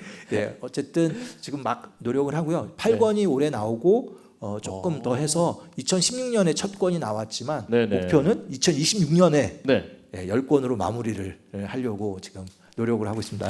네. 근데 이야기 듣다 보면 이런 궁금증도 생겨요. 그러면 유년 시절에도 이런 미술에 관해서도 좀 관심이 있으셨습니까? 여기 지금 꼬마들도 와 있는데 네. 사람이 글을 먼저 배우나요? 그림을 먼저 배우나요? 그림. 사실 저도 이렇게 그림을 먼저 배우면서 네. 그림을 그리는 걸 좋아하고 뭐 잘 그리지는 않죠, 당연히. 그렇지만 그림을 그리는 걸 좋아했고 어렸을 때부터도 그런 일종의 뭐 그림 그리는 이런 거 굉장히 즐겨했던 것 같아요. 그림 그래서 잘 그리실 것 같은데요? 그런데요, 주변에 화가가 많기 때문에 잘 그린다고 얘기하면 안 돼요. 그리고 네. 아실 거잖아요. 이제는 잘 그린다는 의미가 너무나 다양하기 때문에 네네. 조금 주의하고 있습니다. 자제하고 있습니다. 그러시군요. 이렇게 교수님을 저는 이제 미디어에서 교양 프로그램에서 많이 이렇게 만났었는데 그때마다 제가 느끼는 게 뭐냐면 이렇게 미술 이야기 또 이렇게 미술과 관련된 역사 이야기 하실 때마다 굉장히 텐션이 업 돼가지고 혼자 막 이렇게 좀 즐겨 하시는 느낌이 굉장히 강했어요. 예, 저도 함께 이렇게 보면서 너무나 즐겁고 재밌더라고요. 이번 이 책을 쓰시면서도 뭔가 어려움 없이 좀 되게 재밌게 이렇게 쓰셨을 것 같은데 혹시 뭐 어려움 같은 게 있었을까요? 유학 때 봤던 그 작품들이 지금 한국에 나들이를 온 거라서 저한테 너무나 반가웠고, 그래서 사실은 책을 좀 빨리 썼죠. 그래서 약간 스피노프 버전처럼 특별호로 제가 이 책을 정말 설명하고 싶었어요. 제가 너무나 좋아하는 작품들, 카라바조의 이 도마뱀한테 손가락을 물린 이 소년, 이 작품도 오고 이런 작품들 하나하나 저한테는, 근데 일부는 제가 귀국한 후에 구매한 작품들은 잘 모르겠더라고요. 예, 그런 것들은 잘 설명 못했지만 제가 아는 한 내셔널 갤러리라는 곳의 의미를 조금 정말 그냥 보내기 너무 아까운 거예요. 제가 이 손님이 왔는데 환대를 어떻게 할까요? 잘 설명해서 그 작품들을 우리가 흠뻑 누리면 그게 뭐 저한테는 그 작품에 대한 일종의 예의랄까요? 이런 생각을 하게 됐고, 그래서 사실 용기를 내서 이 책을 냈습니다. 그 출판사도 좋아했고요. 이게 엄청난 지원 없으면 나오기는 좀 어려웠어요. 왜냐하면 전시 끝나고 나오면 굉장히 좀 이상할 거 아니에요. 그런데 이게 6월 2일 날 오픈했는데 그 딱 중간 정도 7월 중순에 책이 나와서 많은 분들이 또 참고를 하시면서 작품을 보실 수가 있었을 것으로 생각을 하고요. 네. 그렇습니다. 저는 그러면 그 말씀 이어서 그 명화전에서 이렇게 관람하시면서 뭐 그동안 많은 작품을 보셨겠지만 특별히 이 특별판에서 안에 있는 작품들 중에서도 뭔가 더 난 이 작품이 더 좋아, 좀 끌리는 작품이 있을 거 아니에요. 네. 한 작품을 좀 뽑아 본다면 어떤 게 있을까요, 교수님은? 사실 근데 아까 질문했던 이 책 쓸 때 가장 어려웠던 거는 네. 적절한 시기에 책이 출판되어야 하는데 그러다 보면 조금이라도 팩트에 틀릴까 이런 조금 걱정이 많이 됐었어요. 네네. 그래서 그래도 집중력을 갖고 해서 그래도 너무 늦어지지 않게 책을 출판했고요. 일단은 표지부터 이 작품 지금도 막 설명하고 싶은데 이게 정말 드라마틱하지 않으세요? 그런데 어떤 소년이 머리에 꽃을 꽂고 있어요. 우리 어떻게 보죠 저런 거? 우리는 약간 좀 약간 네. 조금 근데 저 소년이 자화상이에요. 여러분 이런 게 있어요. 얼굴은 조금 헷갈릴 수 있는데요. 이 귓볼을 보면 귓볼이 말려 있어요. 이 중간 여기. 이 당시 그가 그린 젊은 청년의 모습들 중에서 귓볼이 말려 있으면 그 다음에 눈여겨볼 게 눈 아래 약간 살결이 좀 두툼하면서 안쪽으로 깊게 패여 있어요. 그게 그렇네요. 카라바조의 모습이에요. 자화상이에요. 근데 여러분 이런 거 재밌지 않아요? 이 그림 그릴 때 어떻게 했겠어요? 본인이 이제 그 표정을 지어야 되죠. 거울 보면서. 맨날 이런 거예요. 네. 뭐 표정 우리가 아침에 이렇게 연두바디 재밌지 않아요? 그런데 약간 문제 그렇습니다. 여러분이 보시기에도 성적인 정체성에 좀 의심을 할 수도 있겠고 여러 가지 좀 쟁점 같은 것들이 보이고요. 그리고 카라바조에 대한 삶을 안다면 그가 얼마만큼 뒷골목에서 불황과 같은 조금 그런 낮은 삶을 살았는지 이런 걸 놓고 보면 굉장히 흥미롭게 읽을 수 있는데요. 결국 중요한 건 이 작품을 누가 사요? 그 당시 엘리트 계층들이 샀을 거 아니에요. 네. 그중에 상당수는 성직자들입니다. 네. 그렇다면 여기에 무엇이 있다라는 거예요? 종교적인 메시지가 있다는 거죠. 여러분 우리가 좀 하는 말이 소년이로 황난성 뭐 이런 거 있잖아요. 학문은 이루기 어렵지만 삶은 빨리 간다. 이런 메시지인 거죠. 저기 보시면 꽃, 과일 그리고 손가락을 물리는데 손가락을 이제 물린다라는 것도 굉장히 성적인 겁니다. 삶을 누렸을 때 뭐가 있는 거예요? 대가가 있는 거예요. 어쨌든 이 작품, 이 카라바조 작품 특히 그가 성장하는 과정에서 이 남성 세미 누드 작품들이 조금 등장하는데 그런 걸로 보시면 굉장히 좀 매혹적이죠. 그러면서도 유혹과 동시에 뭐가 있는 거예요? 경고가 있습니다. 그러니까 이게 그냥 단순한 육체적인 향유나 이런 게 아니라 그거에 대한 성찬 네네. 뭐 이런 것들이 있어서 상당히 고급스러운 미술이라고 할 수 있겠죠. 그리고 이 외에도 베네치아를 대표하는 티치아노의 작품. 우리는 요즘에 티치아노 잘 모르는데요. 하지만 그 당시에는 화가들이 다 롤 모델로 삼았던 굉장히 중요한 화가의 그림이 네네. 또 우리를 찾았죠. 한 여인이 이런 계단에서 우리를 탁 마주치는 그런 그림이었어요. 굉장히 매력적이었고, 예. 네. 그게 왜냐면은 도판이나 이런 데로 보면은 칼라로 충분히 이해가 될 것 같지만 직접 정말 보시면 색채가 비벼요. 굉장히 다양한 그 페인트 레이어라고 할까요? 색을 입혀서 직접 보지 않으면 그 색깔을 느낄 수가 없어요. 네. 그러니까 화가들이 그런 걸 보면 굉장히 흥분되죠. 요거 어떻게 색깔을 냈을까? 그렇지 않았겠어요? 그래서 화가들이 좋아하는 화가였어요. 그 작가의 작품이 또 우리를 왔죠. 네. 그래서 그한테는 정말 의미 있는 전시였던 것 같아서 그 화가들보다 더 즐거워하시는 것 같아요. 재밌지 않으세요? 정말 이 작품 이런 작품 앞에서 네. 한번 마주친다는 거는 행복한 거죠. 네. 네. 그 말씀해 주신 그러면 두 작품을 그럼 꼽아 주신 거네요. 네. 네. 저 손가락 지금 물려갖고 근육이 다 올라선 그 디테일도 한번 보세요. 네. 갑자기 이런 거예요. 이렇게 과일이 있는데 과일을 이렇게 먹으려고 했는데 그 안에 과일에 뭐가 있었던 거예요? 도마뱀이 손가락을 깨문 거죠. 너무 놀라서 소스라치게 하는. 당시 기록에는 놀라서 비명소리가 들릴 것 같아. 약간 과장이지만 네. 그런 매력적인 그림입니다. 네. 네. 이 책을 또 이렇게 보시거나 우리 교수님이 강연해 주신 그런 설명을 또 이렇게 보면 진짜 이거 비슷한 얼굴이 있는 또 여러 가지 작품들을 또 만나볼 수 있거든요. 뭐 특히나 뭐 메두사 그 예, 목이 맞죠. 그 달린데 예. 얼굴이 또 이제 이 얼굴이더라고요. 예, 자기 자화상입니다. 예. 메두사 얼굴. 그거 신기하더라고요. 예. 네. 그 보시면 아까 얘기했던 귓볼이라든지 이 얼굴 그 눈 아래 미습이 똑같습니다. 근데 메두사는 목이 절단돼서 죽는 모습이라서 네. 비명 소리가 더 강렬하죠. 네. 근데 그거를 자기 얼굴을 또 이렇게 그렸죠.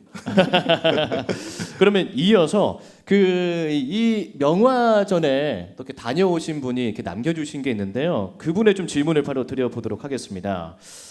지난해 명화전을 관람했는데요. 토머스 로렌스의 찰스 윌리엄 램트 레드보이라는 작품이 너무 아름다워서 인상적이었습니다. 물론 책의 모든 작품을 다 담을 수는 없겠지만 특히나 이 작품이 빠져서 너무나 아쉬웠어요. 교수님, 왜 이 작품을 빼놓으신 겁니까? 라는 질문입니까? 예. 제가 본의 아니게 말씀드렸네요. 예, 제가 귀국한 후에 내셔널 갤러리에서 구매한 작품입니다. 그게 올지 깜빡 놓쳤어요. 예, 지금 제가 이거 한번 넘기면은 그래서 갖고는 왔는데 네, 미소년이 예. 아마 우리가 소공자 소공녀 할 때 한번 떠오르는 온 몸에 뭐를 입고 있냐면 벨벳 옷을 입고 있는 저 모습입니다. 야, 이거 진짜 멋지지 않나요? 정말 멋지죠. 네. 근데 저런 포즈를 제가 하면 사람들이 뭐라고 한번 할까요? 해주시면 안 되겠습니까? 아니 그거는 정말 부담스러운데요. 예, 우리 손민수 아나운서분이 하시니까 더 멋있는데 저 포즈는 저 소년이 신분을 얘기하죠. 귀족이라는 겁니다. 네, 네. 그래서 전체 온몸을 그릴 수 있고 저렇게 우아한 자세로 7살 소년이 우리 앞에 나타났는데요. 귀족 자제분 이 이후에 백작이 될 만한 그런 훌륭한 자제분이라는 걸 보여주는 작품인데요. 네. 한 가지 참고로 저 그림을 그리고 얼마 안 있어서 저 소년은 폐결핵으로 사망하게 됩니다. 정말 어린 나이에. 여러분 왜 저 그림을 그렸는지 아시겠죠? 아버지로서 이제 혹시 이 아이를 잊지 않게 하기 위해서 어렸을 때 저런 귀족 귀자제분들은 저렇게 초상화를 그립니다. 근데 지금과는 굉장히 좀 다른 또 그런 목적으로 초상화를 남기게 됐는데요. 결과적으로 그 토마스 로렌스의 필치 화가에 의해서 이 아이는 생을 일찍 마감하지만 이렇게 명작으로 우리 앞에 남게 됐는데요.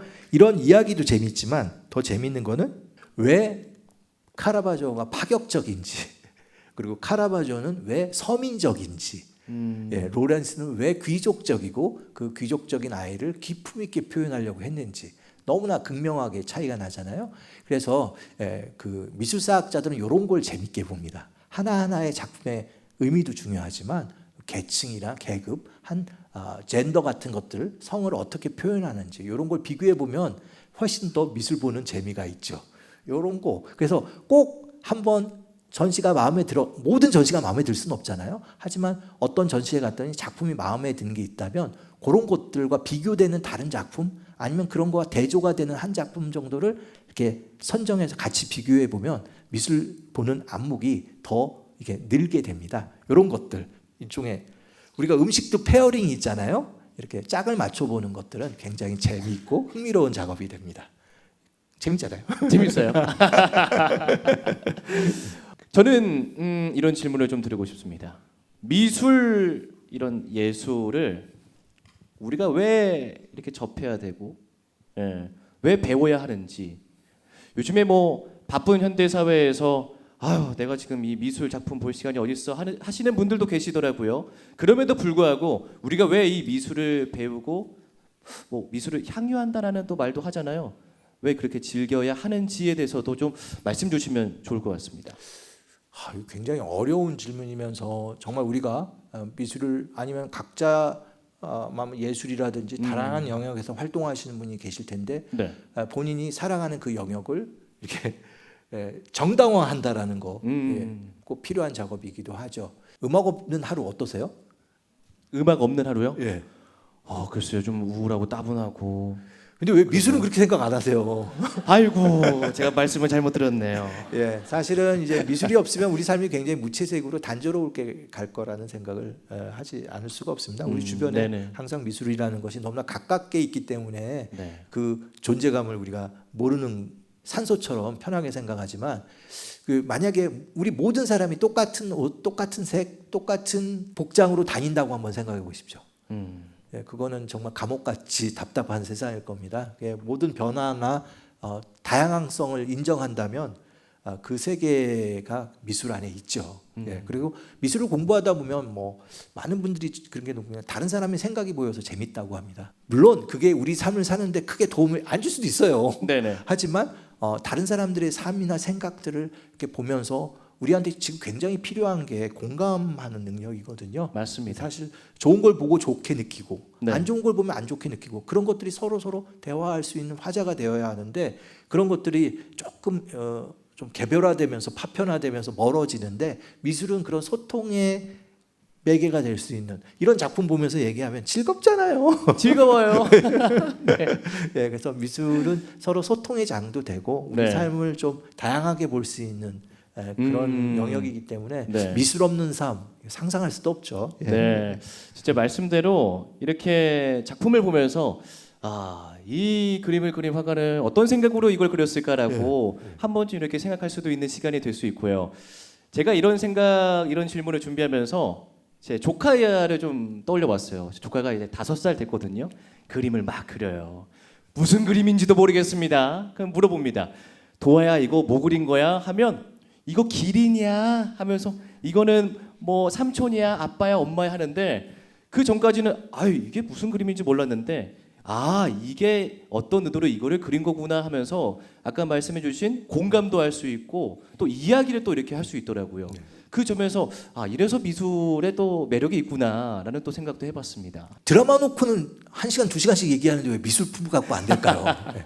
조금 연구를 하시고 네. 네, 우리가 좀 대화하는 법을 조금만 그러게요. 느낀다면 네. 미술도 충분히 우리들의 대화 소재가 될 수 있다고 저는 생각이 됩니다. 아직은 뭔가 대중화가 조금 안 됐나? 뭔가 미술 얘기하면 얘 조금 잘난 척한다라고 그런 이미지가 있는 걸 수도 있는 것 같아요. 그렇죠? 조금 가볍게 봐도 되는데. 네, 그렇죠. 예. 지금 뭐 저렇게 봐도 등장하는 소년들의 어떤 그 모습들, 네. 그런 것들 보고도 얼마든지 얘기할 수 있기 때문에요. 예. 쉽게 접근하면. 한 가지 좀 말씀드리는 건, 우리가 100개의 음악을 들으면 다 좋아하나요? 아니죠. 그럴 수 없는데 네. 어떤 박물관, 미술관 가서 모든 작품이 나한테 의미가 있을 거라고 그렇게 생각 안 하셔도 돼요. 그냥 쭉 보시고 한두 개라도 의미가 있고 재미가 있으면, 요즘에는 그런 것들은 스마트폰이나 이런 걸 찾아서 더 많은 것들을 또 이해할 수 있기 때문에 그냥 편하게 보시고 그냥 감상하고, 거기다 말 걸어오는 작품 있으면 그런 작품하고 대화하면 되지, 모든 작품을 내가 보고 공부할 거야 뭐 그렇게까지 생각 안 하셔도 좋을 것 같고, 그냥 박물관, 미술관은 시민들의 고급스러운 휴식처다라고 생각하시면 정말 좋을 것 같고요. 네. 생각보다 박물관, 미술관에 미술품만 있는 게 아니라 카페, 도서관, 영화관도 있습니다. 예, 네. 시청각실에서 무료 영화도 보여주고요. 그런 정말 우리 시민들이 내는 그 세금으로 최고의 문화를 보여주려고 노력하는 곳이 박물관 미술관이기 때문에 안 쓸 이유가 없는 거죠. 네, 고맙습니다. 저는 또 말씀드리고 싶은 게요. 저는 개인적으로 좋아하는 화가는 레오나르도 도하. 네, 아, 저의 그 예, 예. 조카인데 네. 우리 교수님께서는 가장 좋아하는 화가 그리고 그의 작품이 있다면 어떤 게 있을까요? 너무 궁금합니다. 저는 이게 명확하게 맞습니다. 저는 아무래도 직업적으로 많은 작품들을 보고 또 그걸 설명해야 되고 그것들을 또 이제 그 왜 좋고 왜 이게 의미를 지니는지를 항상 설명을 해야 되는 그런 약간 위치에 있긴 하는데요. 네. 그러다 보니까 약간 관심사가 자꾸 좀 옮깁니다. 그러니까 좋아하는 작가가 자꾸 바뀌어요. 예. 그런데 그러니까 지금 이 순간 저한테 좀 의미 있는 작가라면 제가 막 바로크 미술을 이렇게 끝냈고 이런 얘기는 작가 콘서트에서 이제 해야 되죠. 예. 제가 박사학위 그 소위 말하면은 심사할 때 통과해야 될 시험 중에 스페인 바로크가 있었습니다. 17세기 스페인 미술을 이렇게 3시간 동안 시험 보는 시간이 있었어요. 그래서 열심히 공부했죠. 그리고 미리 한번 그 스페인을 가본 적도 있어요. 그래서 네. 제가 스페인 미술은 어깨에다 좀 힘 좀 주고 내가 좀 잘 안다고 생각을 했는데 네네. 스페인 미술 공부 안 하는 지가 한 20년 대쯤 된 거예요. 그러니까 다시 꺼내놓고 공부하니까 감이 너무 떨어져서 제가 급히 올 2월에 시간을 내서 마드리드에 갔어요. 그래서 한 2주 정도 마드리드와 세비야 이런 쪽을 다니면서 옛날에 뭐 정말 대학원 때 공부했던 그런 것들을 다시 공부하면서 이번 그 책을 썼는데요. 특히 남부 세비야에 가서 혹시 그 미술사를 좋아하시는 분은 그 세바스티아노 무리오라는 작가, 벨라스케스와 비슷한 시기에 활동했던 이탈리아 작가입니다. 그 수르바란과 함께 있는 작가인데요. 그 작가가 그린 그림들을 현지에서 봤는데 여러분 좀 이런 거 있잖아요. 크고 아름답다. 쉽지 않죠. 예. 원래 크고 아름다우면 라파엘로거든요. 근데 정말 엄청나게 그림이 사이즈가 크면서도 우아한 그림을 무리오라는 작가가 그렸다라는 것을 현지에서 이제 보게 돼서 요즘에는 그 작가를 굉장히 우러러 보는 조금 그렇습니다. 물론 뭐 굉장히 좋은 작가들이 많지만 지금 네. 이 순간에는 저는 스페인 17세기 대가 무리오에 약간 빠져 있다 이런 생각을 이런 말씀을 좀 드리겠습니다. 무리오. 오늘 집에 가서 한번 무리오. 무리오. 예. 정확한 이름은 에스테판 무리오입니다. 스테판 무리오. 예. 네. 무리오 한번 되게 검색해 보시면 한번 검색해 보시고 어떤 작품이 있는지 한번 쫙 보세요. 우리 교수님이 지금 이 순간 가장 좋아하는 화가 그리고 작품이 있다고 합니다. 예, 근데 좀 말씀드리면은 네. 그 스마트폰으로는 감상이 안 돼요. 그림이 엄청 커요. 그리고 다 종교화들인데요. 독특한 느낌을 주시면서도 네. 굉장히 우아한. 그런 궁금하네요. 굉장히 정말 좋은 그림이었다고 저는 생각이 됩니다. 네. 왜 역대 미술사학자들이 그렇게 그를 추앙했는지를 저도 새삼 이번에 직접 작품을 보고 알았습니다. 네, 지금 급하게 다들 지금 스마트폰만 보고 계세요. 검색 이따가 이제 잊어버릴까봐 미리 검색을 해두시고 혹시라도 질문 있어요 하시는 분들 계십니까? 예, 미술을 잘 모르는 한 사람인데요. 일단 반갑습니다. 강연 잘 들었고요. 교수님 혹시 지금 바로크 미술을 지금 쓰신다고 하셨는데 현대 미술까지 생각하고 계신지 왜 그렇게 여쭤보냐면 처음에 이제 강의 시작하실 때 프랑스 그리고 영국 이제 각각의 이제 패권을 갖고 있었던 시대에 대해서 설명을 해주셨는데 현재 패권을 갖고 있는 이제 미국이라든지 아니면 러시아라든지 이제 강대국에 대한 이제 뭐 큰 박물관도 있고 역사의 흐름에서 봤을 때는 한 번쯤 이제 미술사에서도 짚어 주시면 좋을 것 같다라는 생각이 들어서요. 혹시나 계획을 갖고 계신지가 좀 궁금합니다. 10권을 맞춘다고 하시면 좀 부족하지 않을까라는 생각도 들어서 질문 드립니다. 저에 대해서 좀 그 궁금해하시고 이 책에 대해서 관심 있어 하시는 분들이 방금 비슷한 질문을 하면서 저한테 또 요청하는 바가 굉장히 비슷합니다. 근데 제가 미리 말씀드리는 거는 10권은 제가 거의 구상이 되어 있고 초고도 나와 있습니다. 9권 얘기를 해드리면요, 9권은 귀족과 미술입니다. 우리가 신분제가 해체되기 전에 미술이 어땠는지는 9권에서 얘기를 해보려고 합니다. 소위 로코코. 우리가 미술은 제가 잠깐 귀족들이 누리던 세계였다라고 잠깐 말씀드렸는데요. 귀족 사회가 해체되고 나서 우리가 미술이 귀족 사회에서 어떻게 했는지를 잠깐 잊어버린 부분이 있어요. 그래서 그거를 9권에서 좀 많이 다루려고 합니다. 그래서 왕실 사회에서 미술이 어땠는지, 영국 왕실, 스페인 왕실도 다시 들어가고요. 이런 식으로 유럽의 왕실 속에서 베르사유궁, 여기서 미술이 뭐였나, 이런 얘기를 9권에서 얘기를 하고요. 방금 얘기하신 그 부분은 10권에서 지금 구상을 하고 있고요. 10권의 일부는 프랑스 혁명과 미술, 거기서 이제 인상판까지 다루려고 하고요. 2부는 미리 말씀드리면은 어디냐면은 베를린과 비엔나를 중심으로 그 유럽의 강자로 등장하는 독일이 어떤 미술을 했는지를 이제 2부에서 보고요. 거기서 이제 크림트 이런 사람도 나오지만 이제 소위 말하는 그 독일 표현주의, 굉장히 강렬한 그림들을 얘기하고요. 문프도 거기에 포함이 되겠죠. 3부는 뉴욕과 미술입니다. 뉴욕이 어떻게, 미국이 어떻게 현대 미술의 이 권위를 얻게 됐는지가 거기서 얘기되고요. 마지막 10-4장은 한국 현대미술입니다. 제가 원래 빌드업에 시간이 오래 걸리는 사람인데요. 모든 이 책은 어디를 향해서 가고 있냐면 10-4를 향해서 가고 있습니다. 한국 문화는, 한국 미술은 어떻게 이 역사의 파고와 대응하면서 현대를 이끌어 왔는지를 지금 그 작가는 할지 모르겠지만 지금 청주 시립미술관에서 윤영근 선생님 전시하고 있는데, 그런 작품들을 최대한 넣어서 한번 설명을 해보려고 하고요. 제가 한국 미술사학자입니다. 결국은 제가 서양 미술을 중심으로 설명을 하고 있지만 한국 작가에 대한 이야기, 많은 이야기를 담을 수 없지만 현대 문명 또 근대 문명 속에서 한국 현대 미술이 어떤 궤적을 그렸는지는 물론 더 많은 아는 사람도 있겠지만 제가 조금 고민해왔던 여러 의식과 담아서 10-4장에 쓰려고 합니다. 그래서 일단은 잘 마무리되기를 항상 기도하고 있습니다. 네, 많은 응원 부탁드리겠습니다. 어떻게 답변이 잘 됐을까요? 저도 궁금했던 그 질문이었는데 대신 이렇게 해주셔가지고 너무 감사했습니다. 혹시 더 있을까요? 네. 저쪽 오른쪽 끝으로 한번 가보겠습니다. 교수님이 생각하시는 최악의 그 최악이요.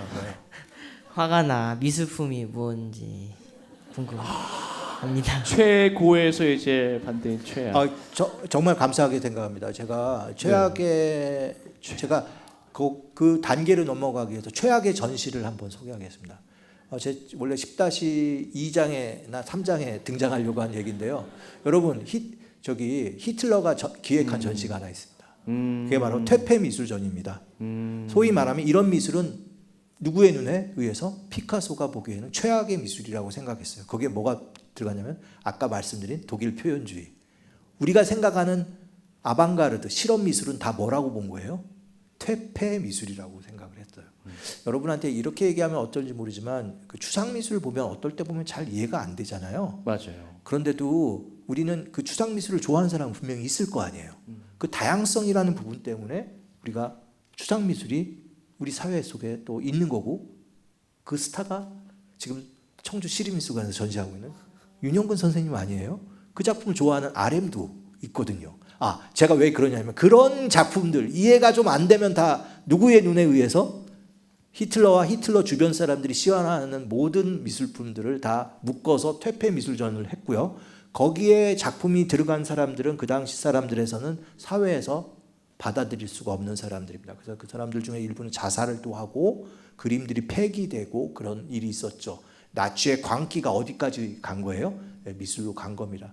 근데 결과적으로 그 퇴폐 미술전은 지금 뭐가 된 거예요? 그 작품들은 현대의 실험적인 정신을 보여준 작품으로 다시 재평가는 받았지만 결국 우리가 어느 순간에 어떤 작품을 최악으로 낙인 찍을 수는 있지만 그것들이 사회적으로 실제로 나치에 의해서 진행된 적도 있습니다. 그래서 우리가 이제 놓고 본다면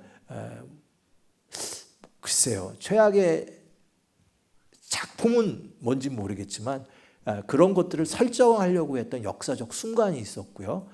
그런 순간마다 예술가들은 도전을 했고 결과적으로 아까 말씀드렸지만 미술은 우리의 다양성을 측정하는 굉장히 중요한 하나의 기준으로 여전히 자리하고 있지 않나 이런 생각을 하게 됩니다. 그래서 추상 미술을 좋아하실 수도 있고 안 좋아하실 수도 있지만 추상 미술도 하나의 뭐가 되는 거예요? 표현이라고 놓고 좀 너그럽게 봐주시면 감상이 좀 되실 수도 있을 거라는 얘기도 또 추가적으로 말씀 좀 드립니다. 뭐 중간중간에 그 답변하실 때 조금 어려움이 있으셨나 봐요. 저를 계속 힐끔힐끔 이렇게 보시면서 나 이제 끝나가니까 빨리 도와줘. 너무 좋. 네, 이렇게 또 답변을 이렇게 드리는 걸로 마무리를 시겠고요. 자, 이제는 여기서 조금 마무리를 지어볼까 합니다. 마지막 질문을 드릴게요. 이 내셔널 갤러리 혹시 직접 다녀와 보신 분 계십니까? 아까 좀 손을 들어보신 것 같은데 많이 와 갔다 오셨- 진짜 와, 많이 정말 많이 갔다 오셨네. 계시네요. 예. 진짜 미술에 관심 있는 분들이 이렇게나 많으십니다. 질문을 갑자기 좀 바꿔보겠습니다. 지금 미술과 이렇게 좀 관심을 많이 갖고 계신 분들 중에 또 아까 그 어린 친구분들도 좀 이렇게 있었잖아요. 그 친구들에게 이것만큼은 꼭 해야 된다. 라는 게 좀 있을까요? 미술과 관련해서 너가 좀 꿈을 꾼다면 이런 활동을 했으면 좋겠다. 아니면 이런 생각과 뭐 이런 걸 했으면 좋겠다라는 게 있을까요? 과연 도움이 될 만한 이야기요. 정말 우리나라 네네. 청소년들의 최고의 관심사는 아무래도 입시와 공부이긴 할 텐데요. 그렇죠. 그렇기 때문에 이제 미술을 전공하지 않은 학생들은 좀 미술을 조금 멀리하고 아니면 교과에서 조금 한 걸음 떨어져 있을 수도 있는데요. 미술은 인간에 대한 관심의 한 부분이라고 생각을 하시고 좀 관심 있게 봐달라는 학생들한테 얘기인데요. 그 사실은 뭐 우리 모두의 조금 좀 중요한 부분이기도 하고 우리가 살아가는 의미 중에 하나이기도 한데 제가 오늘 뭐 마지막 이런 기회 호기심? 예, 호기심을 계속 갖고 미술도 그 호기심의 범위에 꼭 넣어주시기를 좀 부탁드립니다. 그래서 그 호기심을 좀 놓치면 삶이 좀 이렇게 무기력해질 것 같아요. 그래서 이제 미술 너무 그 미술 그 자체를 보지 말고 굉장히 흥미로운 호기심을 유발하는 세계라고 생각하시고 좀 눈여겨 봐주시면 재밌을 것 같다는 생각을 우리 그렇죠. 학생들에게 우리 어린이들에게 좀 드리고 싶습니다. 그 호기심을 가지고 이제 난처한 미술 이야기를 시리를 딱 보면 엄청난 도움이 되겠죠. 맞습니다. 귀한 강연과 또 이야기를 전해주신 양정목 교수님께 다시 한번 큰 박수 부탁드리겠습니다. 고맙습니다.